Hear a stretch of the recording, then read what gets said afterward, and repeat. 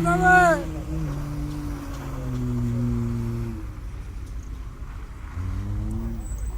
Что-то тут на колени тронулся. А он этот, он тут раскатался, залез на брусья, его еле содрали.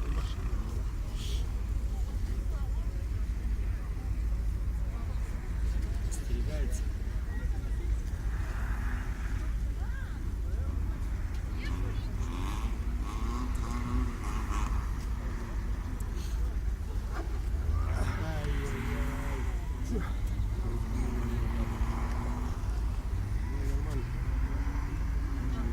Подваливает они.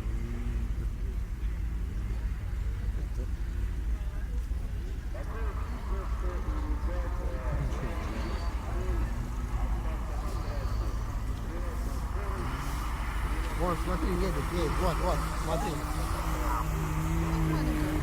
Ну это Матис. Точнее, Фаэтон точно Я, Матис. я не разбираюсь в марках. Совсем-совсем.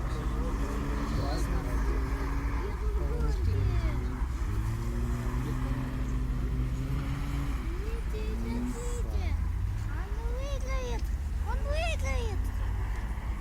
Выиграет. Белая машинка выиграет. Они во времени там определенная карта, как говоришь, все. Есть! Он выиграл! Серая машина выиграла. Владик, может тебе надо этих было? Мам, я Да. иду сесть. Болтать может. Где-то. Пришел до линии финиша. Папа, я иду сесть больше на сыну. Сесть нельзя, стой, смотри. Интересно, они сейчас вот что, вдвоем стартуют? Так?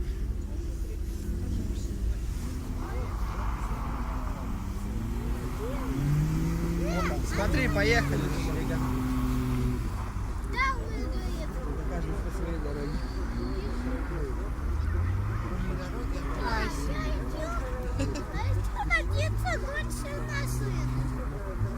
Вот вырастешь, будешь гонять, если захочешь.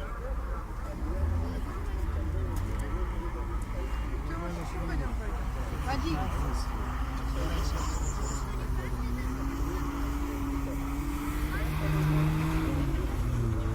Вот, вначале один по малому, один по большому. А, потом меняется, да. Ой, этот, теперь сейчас.